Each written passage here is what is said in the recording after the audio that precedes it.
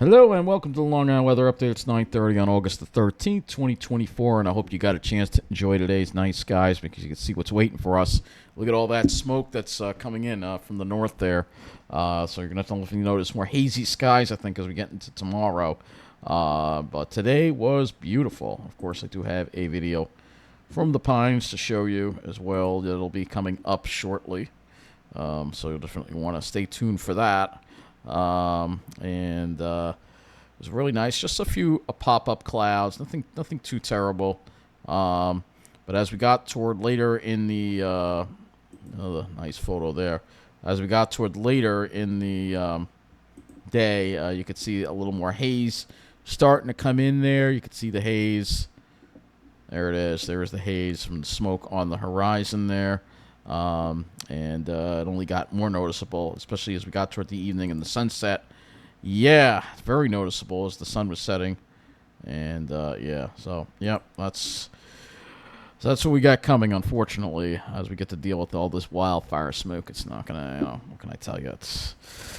We're going to deal with a lot of it, so hopefully you got a chance to enjoy today. You can see the smoke that is making its way in from the north. We had fairly clear skies today. Again, just some pop-up cumulus in certain parts. It was mainly in the western parts of Long Island and New Jersey. It's Suffolk County where I was at Rocky Point. It really wasn't all that bad. So let's go look at our current conditions outside right now. And you'll see we've got temperatures generally are 70 degrees at Islip. Looked like the wind did shift to the southwest. There was a sea breeze waffling back and forth. I guess it finally won. But most of the day we had a north wind. So let's see. And of course in the alley it's a little bit warmer than that. And also, I wanted to show you this too. Some unusual, I don't know what this was in the sky. Unusual, almost looks like an aurora. But yeah, the alley is like 75, 76, so still a lot warmer in the alley, of course. Not going to be cooling off here, that's for sure. Let's look at West Hampton. 70 as well, so not really cooling off that much there, and you can see the wind has shifted as well. So let's go look at Islip here, which got up to 81 today, and we'll show you what was going on here. So we had northwest winds throughout much of the day, and then we had a southwest wind take over around 750. Yeah, took over around 750. Of course, it was on the South Shore. It had happened a lot sooner. Let's go look at Fair Harbor. And we'll kind of show you, this will kind of show you the sea breezes coming in here. So if we look at Fair Harbor, let's see. We had it went to southwest. Actually, 12:51 in the afternoon, it went to southwest. That's interesting. So, yeah, they got the sea breeze a little sooner on some other areas. But it was kind of waffling back and forth a little bit because I went to Patchogue, and there was a sea breeze there. And then afterwards, and then when I got to Babylon, there was no sea breeze. No sea breeze in Belmore. And then this evening when I got to Rockville Center around 7 o'clock, there was a sea breeze again. So it was kind of interesting. That's for sure. Let's take a look at the highs and the lows. First start with the highs, and generally upper 70s and low 80s pretty much across the area. Out in the Hamptons, they were only in the upper 70s, around 80 in the city, and then as we make our way into New Jersey, low 80s, so it wasn't all that much warmer even in Jersey today. Looking at the lows, a lot of people got down 61 degrees. Of course, the alley barely made it below 70, but 61 at Islip. Low of 63 at Farmingdale. Even Central Park was cooler than the alley at 65. West Hampton got down to 54. So pretty cool night. And, of course, I'm sure the Pine Barrens in New Jersey also got some radiational cooling. Yeah, they enjoyed some mid-50s as well with a low of 55 today. So, yeah. But that's pretty interesting with the sea breeze effects. I want to also look at JFK as well and see if we had that. It's really interesting. Looks like we've got some missing data. I'm just kind of curious. The sea breeze really didn't come into JFK until around 7. Then it came in. But we do have some missing data. But dew points were lower, but when the winds shifted to the south with the sea breeze, definitely the humidity increased. But when we didn't have the sea breeze, the humidity was lower. And again, we're looking at islip here, and you'll see dew points were generally in the mid-50s. So nice low dew points, and now they're back up to the mid-60s with the wind off the water. And that's something that we see the heating inland and then pulls the sea breeze in. So that's not really all a surprise. And I'm actually going to look at a few more observations here while we can. Well, let's first go over our climate statistics for today. And islip had a high of 81 and a low of 61, which the low of 61 was 6 degrees below normal, so 3 degrees below normal for the day. Central Park had a high of 80 and a low of 64, 5 degrees below normal for the day. So it's nice to have a day that's below normal, but the sun is out, and definitely some nice, bright sunshine out there and beautiful, beautiful conditions. But anyway, let's go and look at some wind map stations as well. I kind of want to look at that too as well. So we're going to go to that. And we will go into the wind map here. And I'm just kind of curious to look at some of these stations here. Because it was kind of interesting to see how the sea breeze developed. So Patchogue had it first. So I felt it at Patchogue. Let's we'll pick see if we can find that no, we got Blue Point. We'll pick Blue Point. All right, I felt it in that area first, and it was kind of interesting. So here you go. Let's see, temperatures going up, and then it looked like there was a drop. Yeah, there was a sea breeze that came through around 2 o'clock, and then it started going up, and then the wind started again. It started weakening a little bit, and the temperature started climbing, and then it came through again around 6 o'clock. This is kind of interesting here, for sure. And as you make your way further west, it's a little different. So if you look at say, we'll go pick Merrick.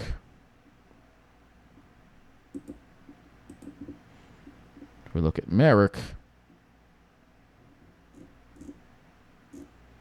oh, we don't have a temp. We don't have a. This is a little messed up. All right, that station definitely is not reporting everything that we want it to. All right, we'll have to pick a different station. Let's pick one of the ones along the... we'll pick this one, South Belmore. All right, so if you go look at Belmore, as you headed further west, you'll see, pretty flat, actually. So the sea breeze was not... didn't really get to the western part of Long Island, but in Suffolk County, it definitely, especially the eastern part of Suffolk, it definitely was able to get a foothold in, especially once you got east of Babylon. It's just kind of interesting. Anyway, let's talk about the smoke. Let's go to the MODIS satellite to show you what we got going on in Canada. We've got a lot of fires going on in Saskatchewan right now, and also Manitoba now. Oh, yep. Starting to see fires break out now as the heat moves to the east, so we're seeing more and more fires break out. And that smoke is slowly making its way. Look at this. The smoke's going to make it into Greenland, probably. Some of it's going to get Greenland. It might even make it to Europe.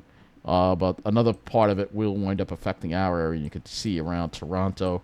You can see some clouds of smoke. We had nice clear skies today.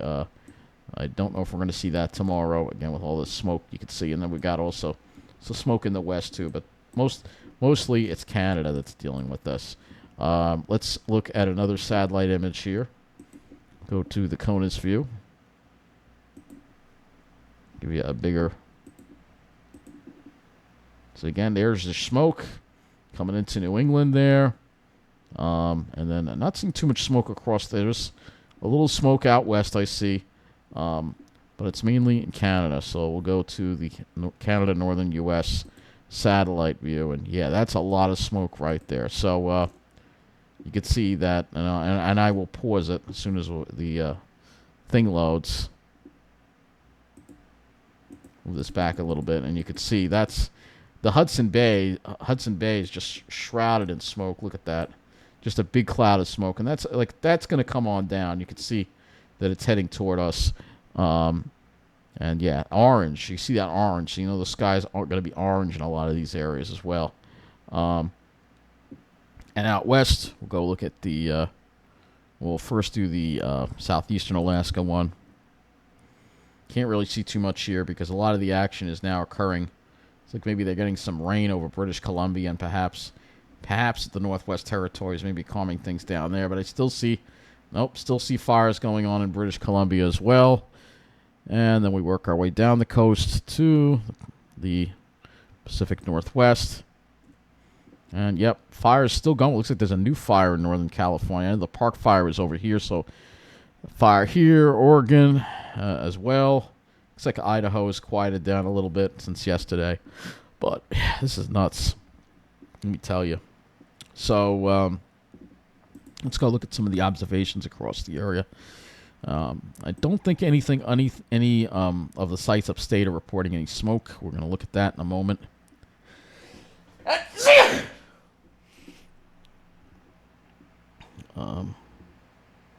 So let's go look at Plattsburgh here. They're reporting just 10-mile visibility with overcast conditions, though. So smoke's only, I think, at the higher levels. We haven't seen it at the surface yet. Kind of curious if it's gotten to the surface in Montreal. 15-mile visibility does not look like it has yet. So, but as we make our way further north, it definitely has made it to the surface. So if we look at some of these, no, that's saying 15-mile visibility. Okay. Make our way even further to the north. All right, that's down to 9-mile visibility here. So let's see. Showing some rain, I guess. But it's worse as you head toward Hudson Bay. So 9-mile visibility over here. This site I know is reporting. All right, now they're reporting 12-mile visibility. They were reporting smoke earlier, I think.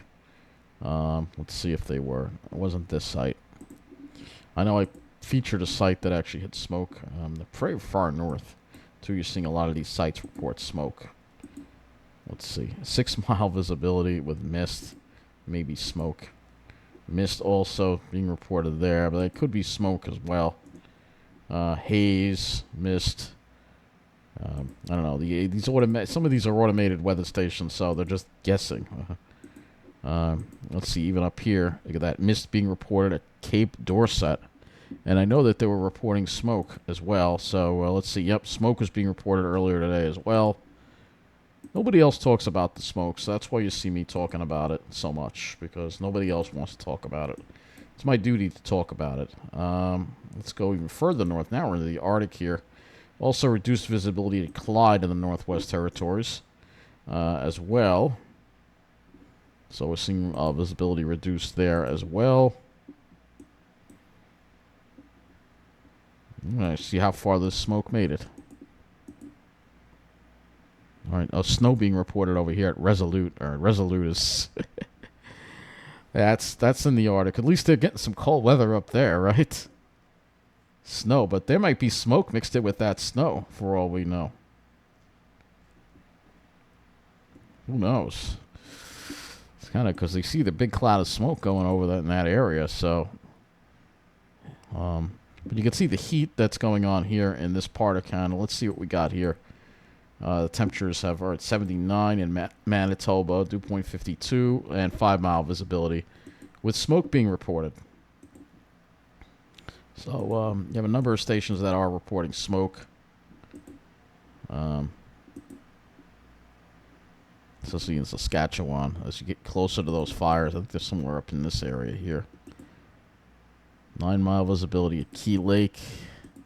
84. It's a haze being reported at Stony Rapids. So still some heat up here. I'll just show you the highs. And this is the problem. So it looks like there is colder weather moving into the extreme north now, but we're still seeing heat now in Manitoba and Saskatchewan, which is going to fuel more wildfires in that area, as well as a pair of 90s over here along the Hudson Bay. So it's pretty hot. And they've got 3-mile visibility and haze. So, and yeah, that's what they're dealing with. So across the country, we have excessive heat watch. Heat advisory in the south. Looks like we do have an area of severe weather in the mountains. And then the red flag warnings as well, and air quality alerts in Idaho. Not surprisingly, if we look at Boise, for instance. I'm sure they've been dealing with some pretty bad conditions. Let's go and look at that for a moment if we can get that to load. Right now they've got 10-mile visibility, but depends on the wind. Once the wind blows the smoke in over them, let's see if they have any reduced... I'm surprised. Not seeing any reduced visibility for them. They must have been missing the smoke. Um, we're going to look now at. I don't think we have any. What do we? I don't know if we have. I see a red area here. We do have a few severe thunderstorm warnings here. Again, this is around in the southwest Nebraska and some of the other areas here.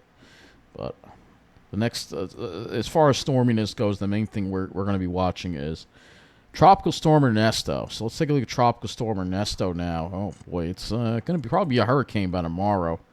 So let's look at the latest public advisory. Ernesto is moving over the Virgin Islands. Expected to become a hurricane overnight while passing northeast of Puerto Rico. Max is at 8 p.m. Its location is 18.4 north, 64.7 west, about 20 miles east of St. Thomas, and about 90 miles east of San Juan, Puerto Rico. And maximum staying winds are now up to 65 miles an hour, moving west-northwest at 18 miles an hour. Minimum essential pressure, 998 millibars, 29.47 inches. So this could be a problem for Puerto Rico. And they've got a hurricane watch in effect for the U.S. Virgin Islands, British Virgin Islands, and Vieques and Culebra. And tropical storm warning is in effect for the British Virgin Islands, U.S. Virgin Islands, and Puerto Rico, as well as Vieques, and I can't even pronounce those names. I'm very sorry about that. This is what we have right now. And the extent as far as they're expecting it to become a hurricane later tonight or early Wednesday, and tropical storm force winds extend outward to 115 miles from the center. And a weather service station in Charlotte and St. Thomas recently reported a wind gust of 43 miles an hour. So, again, let's look at the cone. And you'll see the cone here that it is going to become a hurricane. They don't have it becoming a major hurricane, but this goes right over Bermuda around Saturday. So this is what we're going to have to watch for. Let's look at tropical tidbits. We're going to take a look. Actually, we do have the satellite up, so why don't we... this should show Ernesto, so we get a chance to take a look at it on the satellite. You can definitely see, oh yeah, there's convection blowing up, and this is not good for Puerto Rico.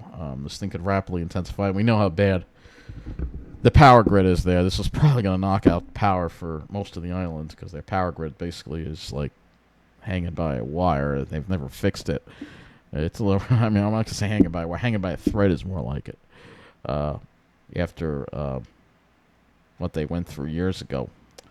So they've had a couple of really bad hurricanes there. You can definitely see there's a lot of blow-ups here. And that is, I'm going to also look at let's look at the GLM flash intensity as well. So this kind of shows us the lightning. Plenty of lightning. So this is definitely a strengthening tropical storm. And it could really become a hurricane, perhaps. And it looks like maybe in an hour or two, perhaps, it could become a hurricane. Let's look at our models here. We're gonna go to tropical tidbits, and we're gonna go and look at Ernesto right now. So this is another look at Ernesto. You can definitely see. Look at that. Those blow-ups there. Definitely strengthening. Here's Puerto Rico right here. So right in the crosshairs of it. And they're gonna have to be real careful. So let's go. Current storms. Go to Ernesto here. And again, we're going to look at some of the spaghetti models here. And the good news for us is at least it stays offshore. But it could become a problem for Nova Scotia or Newfoundland, perhaps. This seems to be an issue now. Hurricanes, as we got warmer waters, the hurricanes make it further to the north, and this could be an issue for that area. That, again, will have to be watched. It's a long ways out. Intensity guidance, I mean, they're being conservative by not having it become a major hurricane. I think it will become a major hurricane. As you see in the map here, they don't have it as a major hurricane. If you look at that map again, you'll see. They don't have the M there. I think that's a mistake. I think it's going to become a major hurricane. Got plenty of warm water, plenty of conditions for it to work with, and you can see even a few bring it up to Cat 4 strength. So definitely, I think it will hit a Category 3. So that is a major hurricane. Category 3 is a major hurricane. So let's go to the models next. And we will go and look at... Sorry that I'm tired, but anyway, let's look at our... let's go to the eastern U.S. view. So kind of show us a little more about what's going on here with Ernesto. So we're going to first start with the upper air here, I guess. We're going to just go over that because it's important to show that when we're looking at tropical systems here. There's that trough, and that we stay in that northwest flow, and you see that trough kind of sitting there. Here we are Thursday, so it's going to pull it north toward the trough Thursday into Friday. That trough actually helps pick it up. We don't have the ridge there, so that's why. But eventually we do see a ridge kind of try to build as we get toward the weekend and as it moves further north, as well as a trough to the west. So this could bring it into Nova Scotia. And that would be a problem again early next week, according to the GFS. Let's see if the European looks any different here. I'll go to the 12Z because that goes further out. Let's see any differences at all here. Euro is a little different with the way the ridges and the troughs will end. Euro takes it much further to the east. So there is a difference here between the two model runs. Let's look at our surface map here for the European. You can see high pressure stays over us. That goes way out there. There's a strong enough ridge that kind of protects Nova Scotia at this point. As far as us go, we're going to definitely start dealing with some rain chances as we get toward the weekend. But there's Ernesto kind of going off to the east. But if we look at the GFS, GFS is further west with the storm. And that would be a very bad situation for Nova Scotia if the GFS was correct. Let me just look at the 12Z run of the GFS. Yep, looks pretty similar right there. Hit on Nova Scotia, which would be really, really bad. And the winds on that would be total, let's see, SLP wind. So we're talking about a lot of wind here. Yeah, that's every bit of Category 3. They could hit them, and that would be a major, major disaster. That's kind of nuts and kind of scary, too. But as far as our area goes, we would see marine impacts from it. So if we look at significant wave height, we will start seeing Ernesto stir things up as we get toward the weekend. Definitely as we get toward Sunday. And really out in the ocean. I mean, 50, 60 footers, this could be really bad. So this could be another bad storm for Nova Scotia. Nova Scotia is becoming, the Maritimes is becoming a place, because of the way these storms track, they track further north and they don't recurve. Nova Scotia winds up getting hit a lot. And we're going to have to keep an eye on that for sure. But it's still a ways out. It's still, it won't threaten them until we get toward early next week. And then we will, but as far as it'll start affecting our area and coming closer to our area as we get toward the weekend. And again, that could definitely stir up things on the ocean for sure. So now that we looked at all that and we looked at the surface, let's go and look at our local area and look at the HRRR model and look a little more into the short range as we go through tomorrow. There won't be any precipitation to speak of in our area. It is developing some inland due to some, I guess, instability or whatever. And then as we get to Thursday, it still stays fairly, let's develop a couple of sprinkles, believe it or not, oddly enough, again, because there's like a little area of low pressure that's kind of inland there. It kind of just brings in a little instability. Dew points and wind flow. So you see we have the winds do go back to the north tonight. That's what the HRRR says. But then they will shift off to the south again. So we might see the dew points rise tonight, then they drop as the winds go to the north through the morning tomorrow, and then they'll rise again toward the evening. The winds shift back to the southwest. Thursday, starting off with the north wind, and then same deal, same exact deal. Temperatures tonight, it might not be as cool tonight as it was last night. I'm thinking probably more like low to mid 60s. I don't think we're going to see any 50s, but hey, maybe we will. Tomorrow will be warmer than today, low to mid 80s, I think, because we're getting to that bit of a warmer air mass. As the air mass just warms because it's sitting over us. And then, again, tomorrow night, cooling down. This is near normal weather. Same thing for Thursday. Probably more like low to mid-80s. But still, it's fairly normal for this time of the year. Again, we've been a little bit below normal the past couple of days. I just want to look at a couple of soundings here Let's see what we got on the 18Z for tomorrow here at 18Z. And it looks like plenty of sunshine, but that doesn't necessarily mean that there's not going to be any. It could be hazy. So let's go to the GFS, just to take us out a little bit longer here as far as these temperatures go. GFS is showing warmer temperatures, so maybe perhaps upper 80s by Thursday, which wouldn't surprise me. Dew points and wind flow. Again, the dew points stay. Friday, we start feeling a little more of that humidity, and definitely by the weekend, we're going to be feeling that humidity as well. So, especially as we get some of that air mass from Ernesto coming our way. So let's go look at the skies. And obviously tomorrow, it's showing maybe a few high clouds, maybe perhaps some jet junk, but I think it's going to be hazier. Do that wildfire smoke. Same deal on Thursday, I think. And then Friday, we'll start seeing more clouds increase, and definitely by the weekend, we'll have definitely a lot more clouds around. And again, we'll have to watch for shower chances, though. If we look at the GFS here and take a look at the, let's go and look at this. You'll see that it does develop scattered shower activity for us on Saturday and Sunday, but probably curious as to how much rain would actually fall from this. It's showing perhaps, and this is going to be mainly, it looks like Sunday, that we would see the accumulating rainfall, perhaps an inch or more, perhaps. And we'll have to, when we get to that time point, we will have more information. Obviously, it's still a ways away. So let's go look at some of the closer range models here, looking at the RGM here for the skies. And again, you'll see not showing much in the way of clouds. Maybe some cumulus inland again, maybe some scattered jet chunk, and do see a lot of cumulus popping up toward the evening. And then as we get into Thursday, same deal again, similar deal. The cirrus really doesn't come in, though they could still be scattered jet chunk. I can't rule that out.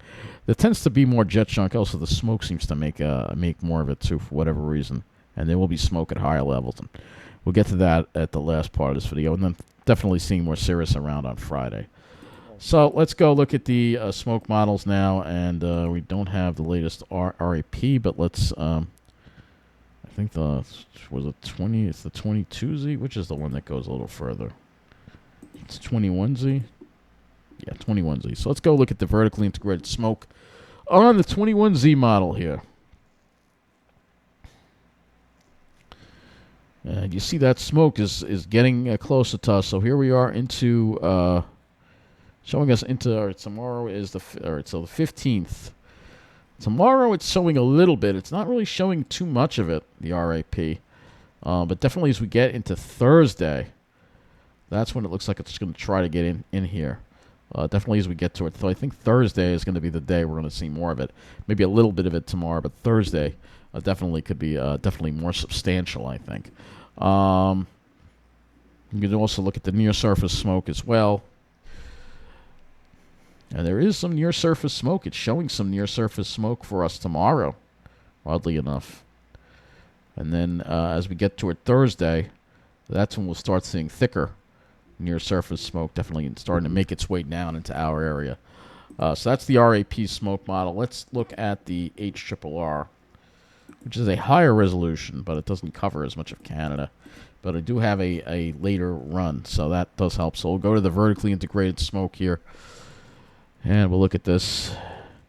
So you can see here we're going into tomorrow. Definitely showing a little bit of smoke, but there's a lot more coming down the pike. It doesn't go as far, though. It's only taking us, it's not showing us all the way into the 15th. Yeah, I thought it would go a little further than that, 48 hours. Yeah, we're not getting 48 hours on this. Okay. Yeah, 0Z is supposed to go out to 48 hours, and it didn't. Huh. All right, I knew we were missing something there, but I'll have to go to the 18Z if I want to go out to 48 hours. All right, kind of important. So look at the 18Z run.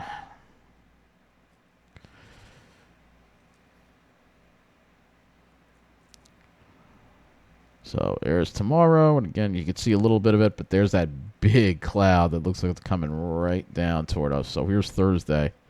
Yeah, it's coming right down. So definitely Thursday we're going to be dealing with it. Thursday and definitely Friday we're going to be dealing with that. Those are the days that you're going to definitely be seeing it. And again, if we look at the near surface smoke, I'm sure that will show up as well. We'll have some near surface smoke as well.